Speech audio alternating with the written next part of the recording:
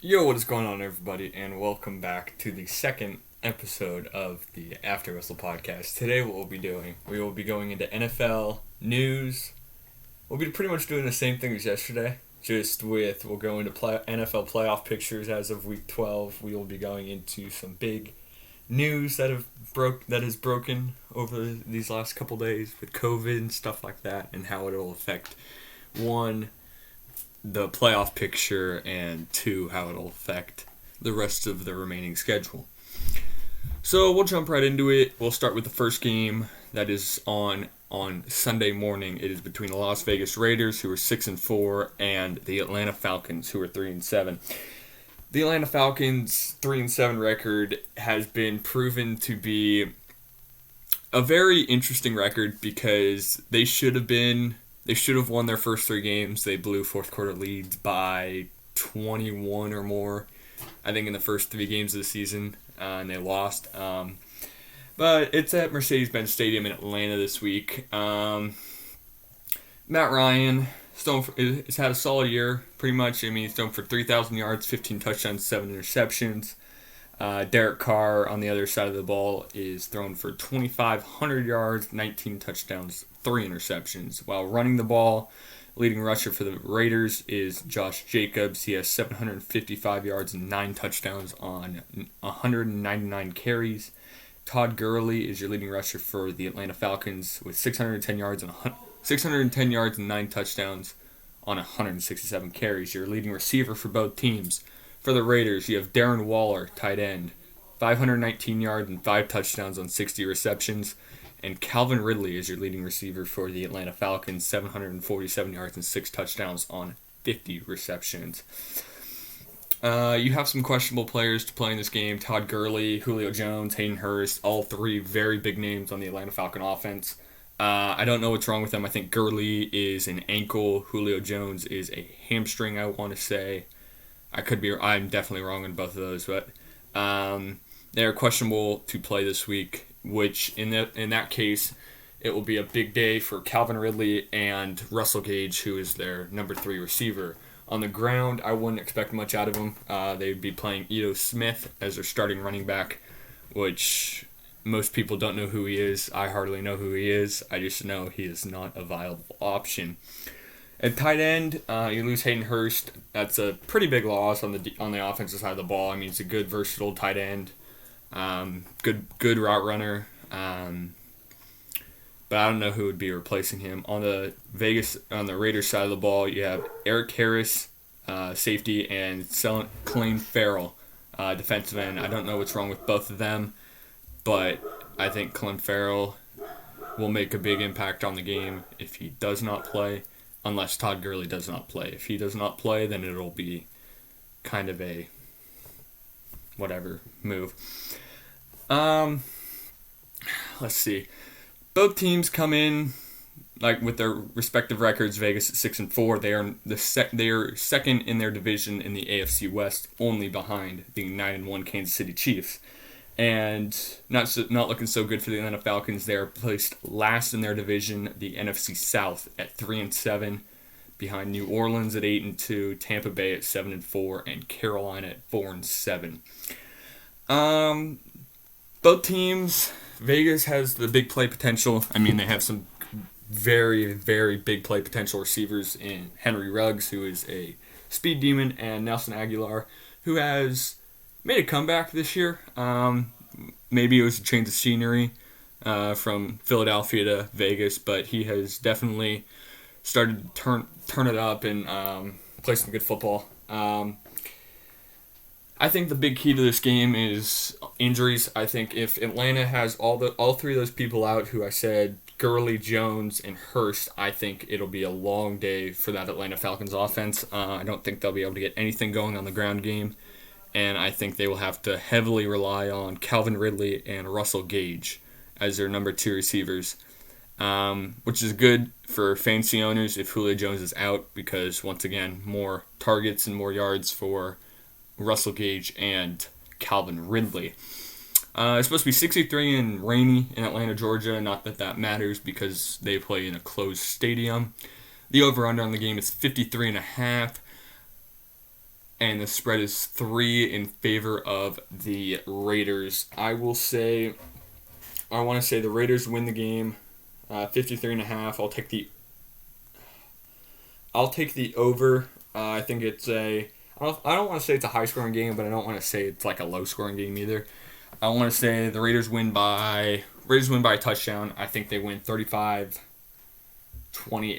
over the Atlanta Falcons. I don't think Atlanta is going to be able to get anything going without those three big playmakers that they have had. On to our next game.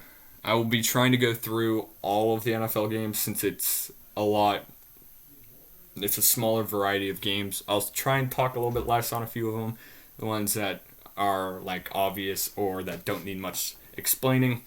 Next game we have is the 3-7 Los Angeles Chargers heading to the 7-3 Buffalo Bills. I apologize for my dog barking, by the way. He is a very talkative dog. But like I said, the 3-7 Chargers are going to Buffalo to face the 7-3 Buffalo Bills. I think this will be a statement game for the Chargers if they can find a way to win. Justin Herbert is having a Rookie of the Year campaign. He's thrown for 2,700 yards, 22 touchdowns, 6 interceptions. Will undoubtedly win the Rookie of the Year in the AFC. The Buffalo Bills' leading passer is Josh Allen, 2,800 yards, 21 touchdowns, 7 interceptions. Leading rushers for both teams, Joshua Kelly, 311 yards and 1 touchdown on 102 carries. Devin Singletary for the Buffalo Bills, 401 yards, 1 touchdown, and 99 carries. Leading receivers for both teams, for the Chargers, you have Keenan Allen, 835 yards, 6 touchdowns, 81 on 81 receptions.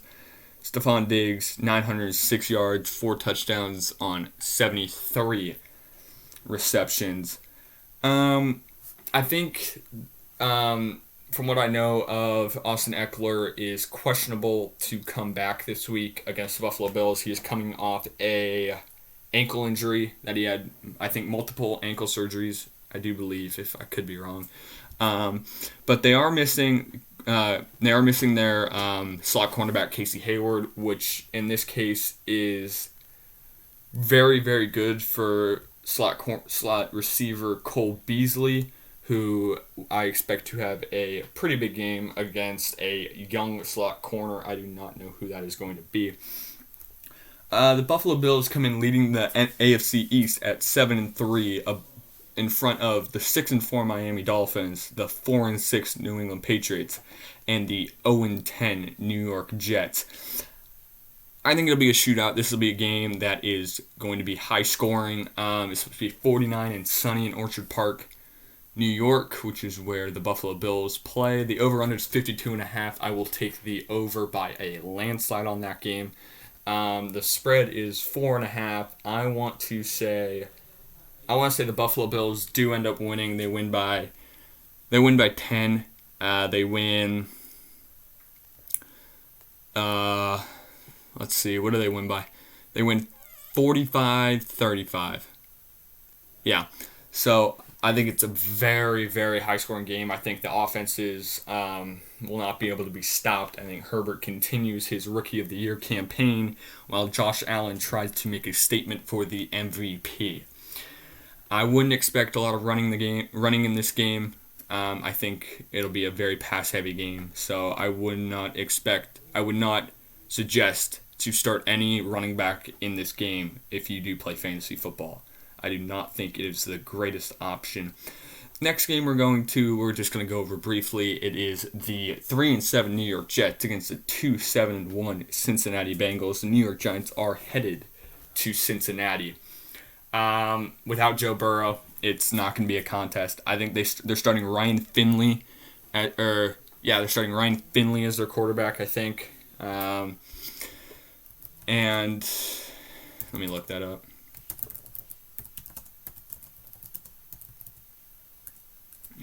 Give me 1 sec. But it's not going to be it's Brandon Allen. Sorry, not Ryan Finley. Ryan Finley did come on in replace of the injured Joe Burrow after he got hurt last game. But Brandon Allen is going to be your starter this game. I do not see this game being pretty. The over-under is 44. I think that's super low, but that is... I think they'll take the over. I think it'll be a 24-21 victory for the New York Giants. I don't think that you should play anybody in fantasy this week on either team. I would not suggest playing a receiver for the Bengals under Brandon Allen. Daniel Jones is always a viable option. He is their leading rusher on the year, which is not very good. But the New York Giants come in at 3-7. That is tied for actually the third in their division behind the 4-7 Washington football team, the 3-6-1 Philadelphia Eagles, and they are in front of the 3-8 Dallas Cowboys. As for the Cincinnati Bengals, they come in last in their division at 2-7-1 behind the 10-0 Pittsburgh Steelers, the 7-3 Cleveland Browns, and the 6-4 Baltimore Ravens. On to our next game, we have Indianapolis, Tennessee, the Colts versus the Titans. This will be a very good game. They played each other 2 weeks ago. I think Indianapolis did come out with the 31-17 victory. It is the 7-3 Indianapolis Colts versus the 7-3 Tennessee Titans. They are division rivals. It'll be a very, very good game. I think Ryan Tannehill will. I think they want revenge. I mean, they lost by 14, I think, to the Colts 2 weeks ago at home. I think they go into Indianapolis, and I think they do what they've been doing and run the football for 200-something yards a game or whatever. Derrick Henry is your leading rusher for the Tennessee Titans with 1,079 yards and 9 touchdowns on 230 carries. Leading rusher for your Indianapolis Colts is Jonathan Taylor, 518 yards, 4 touchdowns on 135 carries. I don't see this being a pass-happy game. Both quarterbacks have pretty similar stat lines. Rivers has thrown for, I think, Rivers has thrown for like 300 more yards, and Tannehill has thrown for 8 more touchdowns, and Rivers is doubled Ryan Tannehill in interceptions. I think, once again, it's a run-heavy game. I think Indianapolis is going to have to throw the ball a lot more than they're used to win this game, because they don't have a very good rushing game. I mean, they're between 3 running backs in Nyheim Hines, Jonathan Taylor, and I can't remember the other dude's name. But I think it'll be an interesting game. I think Tennessee does come off with the win. The over-under is 51.5. I will take the hard over on this one. The Colts are favored in this game. I take the Titans to win by... I think the Titans win by 14. I think it's a very rush-happy game for the Titans and a very pass-happy game for the Colts. Rivers has not been phenomenal throwing the football this year with 14 touchdowns to 8 interceptions, which is not very good. I will say... Yeah, like I said, take the over. Titans win by 14. I think the running game just pounds them. And score prediction, I want 38-24 Titans. I think they run the ball very well, like I've said 7 times or whatever. But both teams come in tied for the division lead at 7-3. In that division in order, you have the Indianapolis Colts at 7-3, the Tennessee Titans at 7-3, the Houston Texans at 4-7, and the Jacksonville Jaguars at 1-9.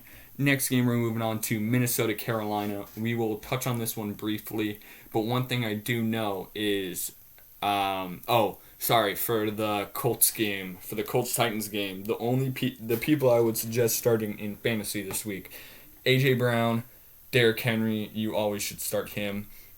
I want to say Corey Davis will have a pretty good game. Hopefully Johnny Smith, who's the tight end. Maybe Tannehill. I don't know about Tannehill. I wouldn't start him in fantasy this week. On the Colts side of the ball, I would not start anybody on the I wouldn't. I would not start a running back on that roster because it is a timeshare back there, three-way timeshare or two-way timeshare, whatever you want to call it. I wouldn't start Rivers because I think he'll have some problems against this Titans defense. And the only person I would maybe consider starting in the receiver room is Michael Pittman Jr. On to our next game, we are going to the 4-7 Carolina Panthers heading to Minnesota to face the 4-6 Minnesota Vikings. Teddy Bridgewater is expected to come back this week against Minnesota, and I think that is a very good sign for Carolina Panthers fans against this 4-6 Minnesota Vikings defense. Christian McCaffrey has been ruled out this week with a shoulder injury, which is not something you want to hear, so that means your starting running back will be Mike Davis. I would start him in fantasy this week. As for the standings, Carolina comes in third in their division behind the 8-2 New Orleans Saints and the 7-4 Tampa Bay Buccaneers.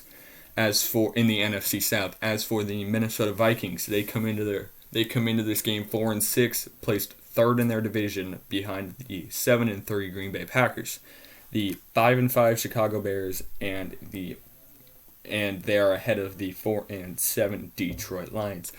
I think Minnesota will continue doing what they do best, and that is run the football. Dalvin Cook has been an absolute monster this year. I don't think he's been the best running back in the league by far this year. I think up there with Kamara and Derrick Henry, arguably better than both of them. I think Minnesota does not shy away from what they are doing and run the football. I think when they do throw the ball with Adam Thielen out due to COVID, I think Justin Jefferson will be Kirk Cousins' number one target, which I would not be surprised if he goes for a monster game against this Carolina Panthers secondary, who is missing Dante Jackson, one of their starting corners, I believe. I think it's a very, very high-scoring game in favor of Minnesota. I don't think Carolina can stop this rushing attack. They are only favored by 3. I will take them by 17. Over-under is 50. I will take the over. I think the final score of the game is 38-21 Minnesota Vikings. Dalvin Cook continues his tear, has 2 rushing touchdowns on this young Carolina Panthers defense. I think the key to the game for Carolina, stop the run. Sell out, stop the run. Make them throw the ball, which Kirk Cousins has done particularly well this year. He is thrown for 2,500 yards, 20 touchdowns, and 11 interceptions. I would start Dalvin Cook, Justin Jefferson as your fantasy options on the Minnesota Vikings, and I would start Mike Davis, DJ Moore, and Curtis Samuel as your options for the Carolina Panthers. On to our next game, we have New England, Arizona. I'm not going to talk much about this. I'm not even going to go into the stats and the predictions on this one. I'm going to say Arizona wins. I'm going to say Arizona wins this one pretty handily against this beaten down New England Patriots defense. They came off a big win. I think it was last week against the Baltimore Ravens. They beat them by 14, I think, in what is a very, very, very rainy game. They came off that win, or they're coming off a loss, actually. 27-20 loss to the Houston Texans. They beat Baltimore last week by 6, or 2 weeks ago by 6. They have the Cardinals favored by 2. I think the Cardinals win by 10. I think it is a 31-21 victory for the Arizona Cardinals. The over-under is 49.5. I will take the over on that game. Players to watch in this game: Kyler Murray, DeAndre Hopkins, and Christian Kirk for your Cardinals, and Cam Newton, Damian Harris, and Damiere Byrd for the Patriots. I would not start anybody on the Patriots for fantasy this week. I will only start guys like Kyler Murray, Christian Kirk, DeAndre Hopkins, and Kenyon Drake for the Cardinals. I'm not even going to touch on this game too much. Miami, New York. Miami Dolphins versus the New York Jets. I think the Dolphins handled them. I think they beat them handily. I'm not even going to go into the spread over-under on that stuff. But I think Darnold is back this week, which is a plus for Jets fans, even though they are mathematically eliminated from the playoffs. Miami wins big, I will say. It doesn't matter who the quarterback is. Next game we're just going to briefly touch on Cleveland, Jacksonville. I will say Cleveland rolls through Jacksonville. I think Jacksonville is starting. God, it's not Minshew. It's not the other guy. It is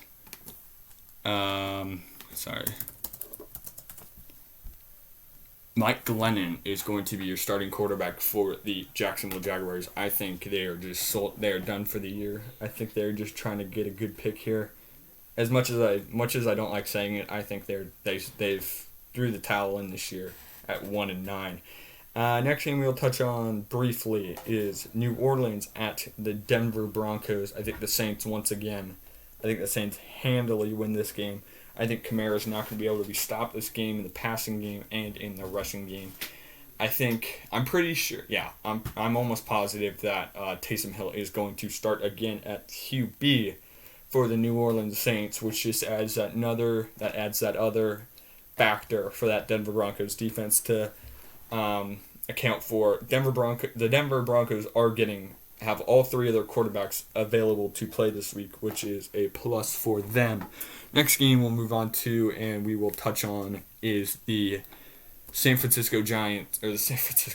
Good Lord, I'm thinking baseball. San Francisco 49ers playing at the Los Angeles Rams.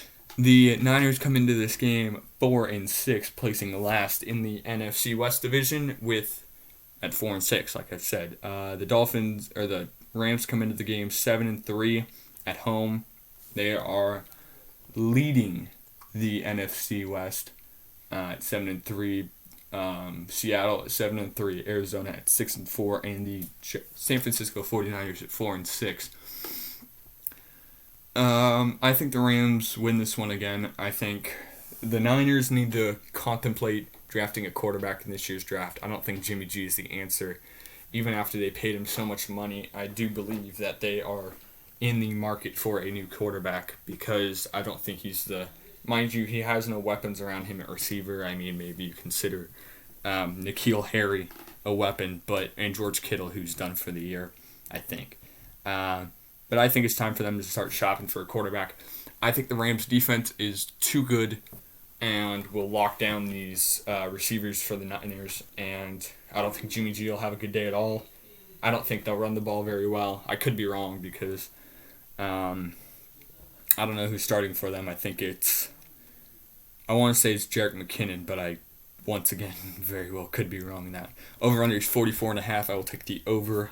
And the Rams are favored by 6.5. I will take the Rams winning by 17. I will take the score 17-45. What is it? 45-28 by 17. Is my math right? Yeah, something like that. Going into our next game, I know this is going to be a pretty long episode because I'm going into playoff picture as well. The playoff picture as of this week. Next game, big game. Big NFC matchup between the Kansas City Chiefs are traveling to Tampa Bay, Florida to face the Tampa Bay Buccaneers. The Chiefs come into this game 9-1,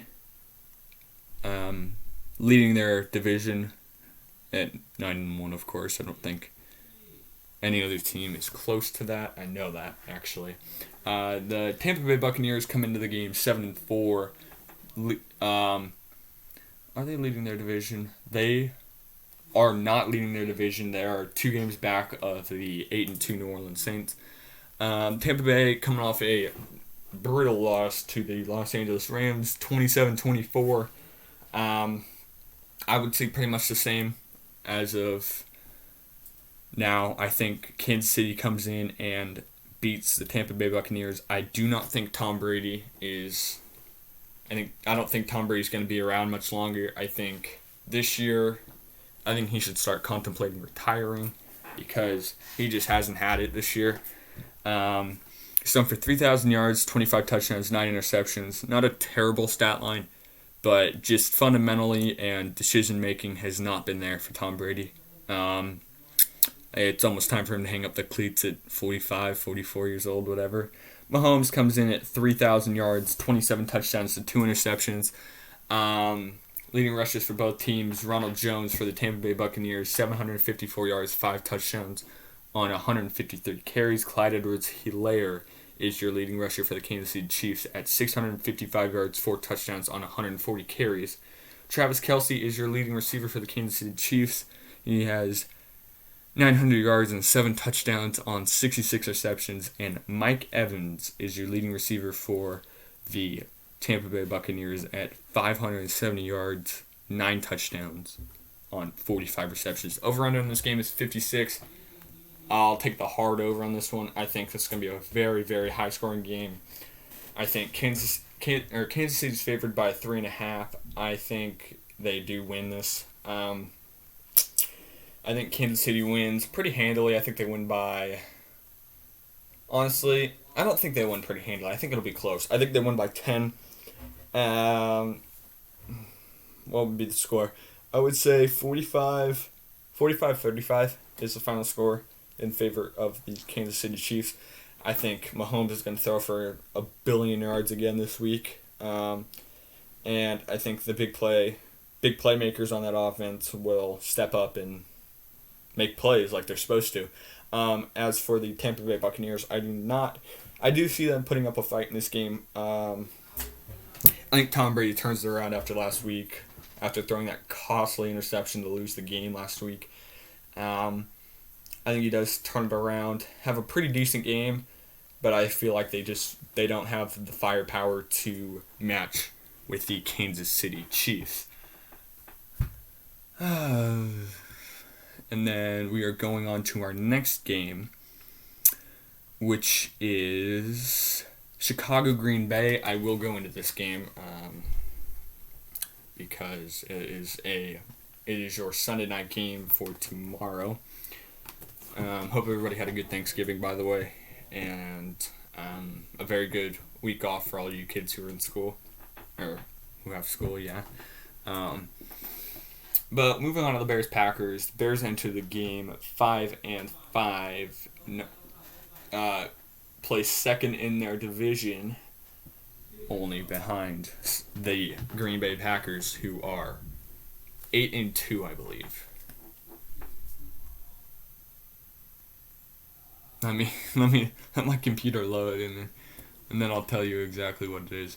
But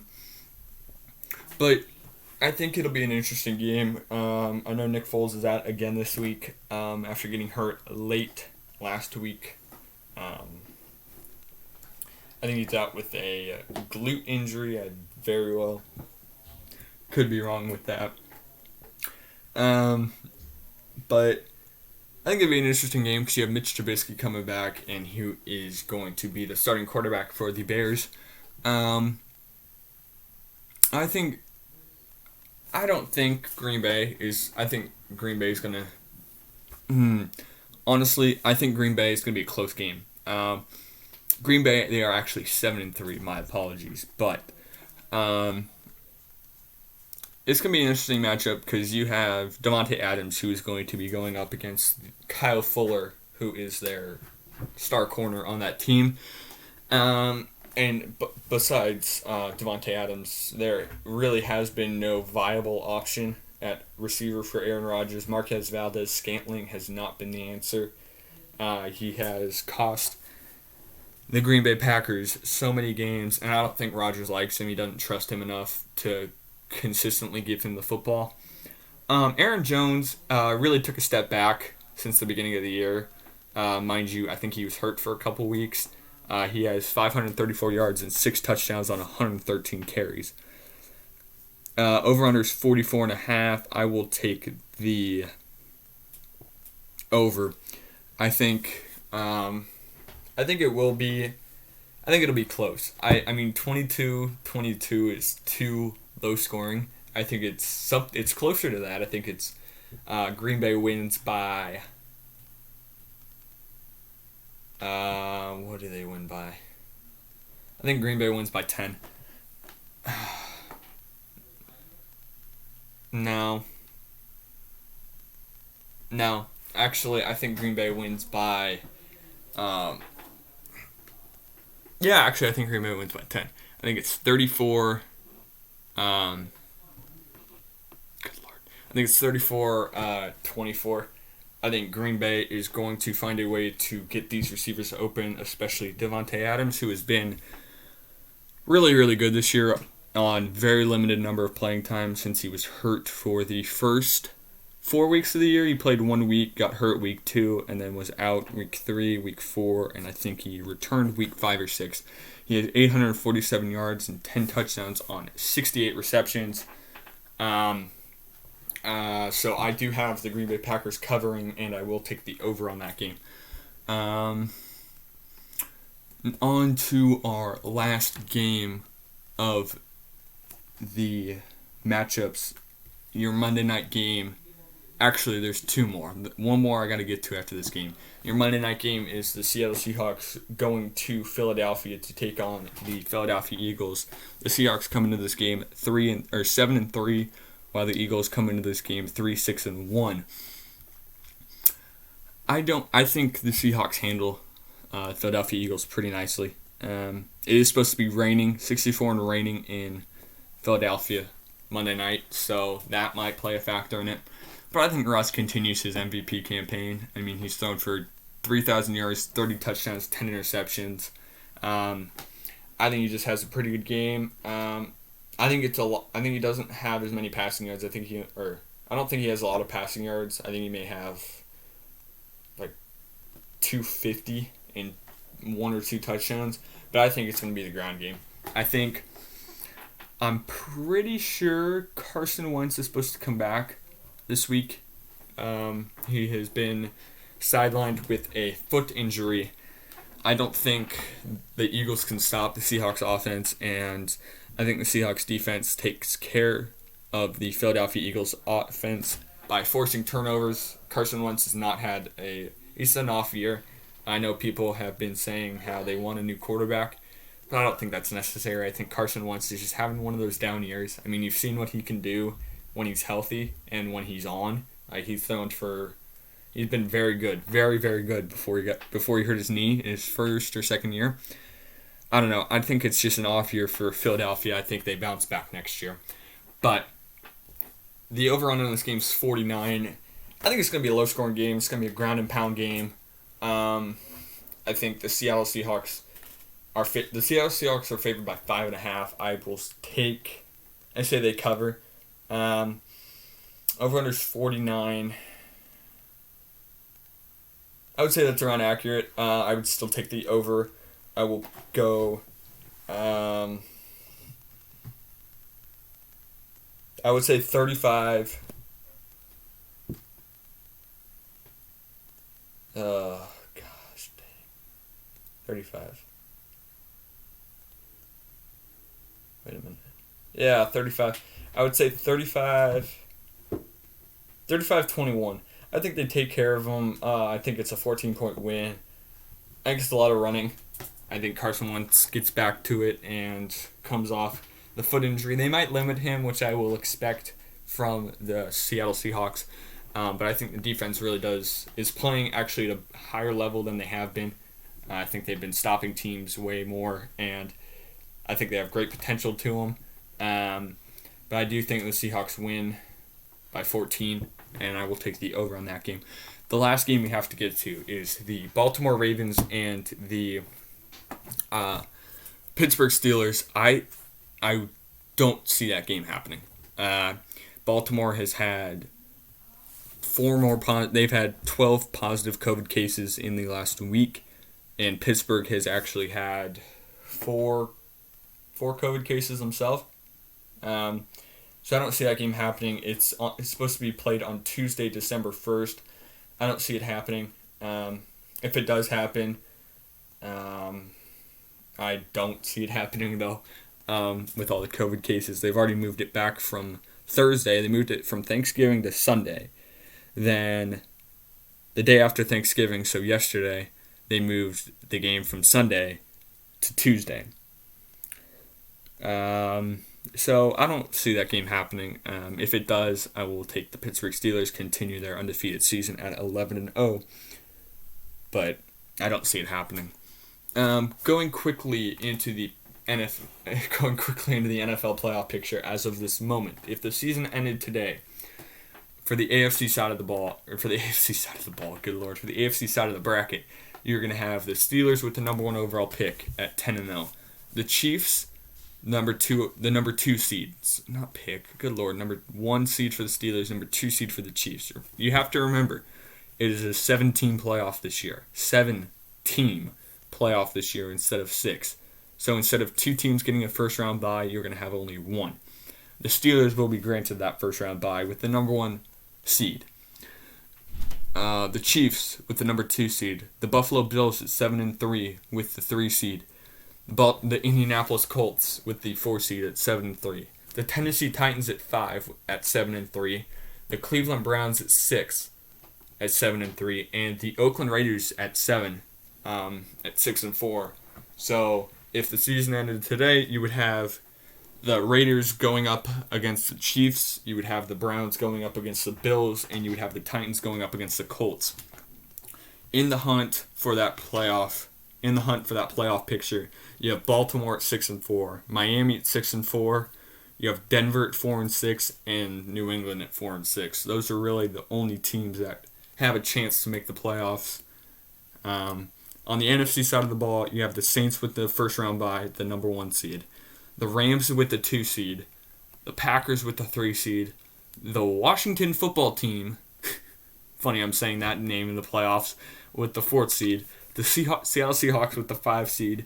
The Tampa Bay Buccaneers with the 6 seed. And the Arizona Cardinals with the 7 seed.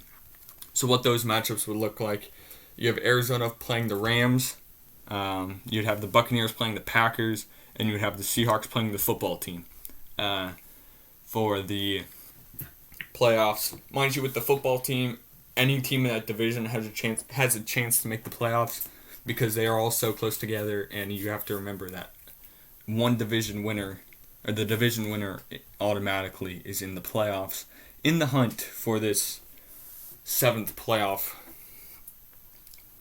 spot, you have the 5-5 Chicago Bears. You have the 4-6 Minnesota Vikings, and you have the 4-6 San Francisco 49ers. None of these teams are out by any means of the imagination. Oh, and then you have the Philadelphia Eagles, the New York Giants, and the Dallas Cowboys. All still have a chance to make the playoffs. All 3 of those teams that I just said have a chance to make the playoffs because, like I said, they still have a chance to win their division. But by no means are any of these teams out of the playoffs. I do think it's very unlikely with the current pace that is being set by these teams in the playoffs right now. But the only team that has been mathematically eliminated is the New York Jets. So that's just something to keep note of. But yeah, I mean, this video did run a little long. Probably ran, what will I say, like 7 minutes later than my college one did yesterday, just because I went through pretty much every game. But yeah, it'll be a pretty interesting week.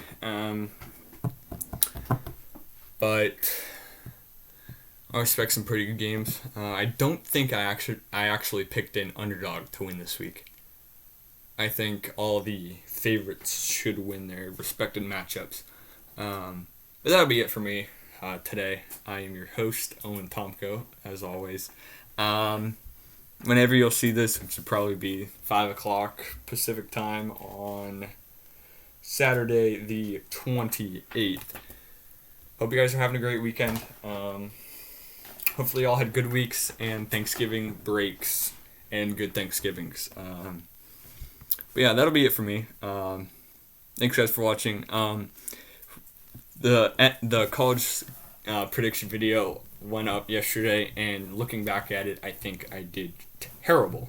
It's my first slate of games. So that's a great start to this channel and podcast. But it is what it is. As always, leave a like if you like it. If not, don't worry about it. Comment down below what you think would make it better. I'm trying to figure out how to get guests on, but I've been doing this through my computer camera.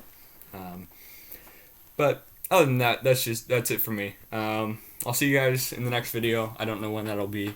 Maybe it's a Sunday recap show on Monday or whatever. I don't know. Get it out to you when I can. But that's it for me. Peace, boys.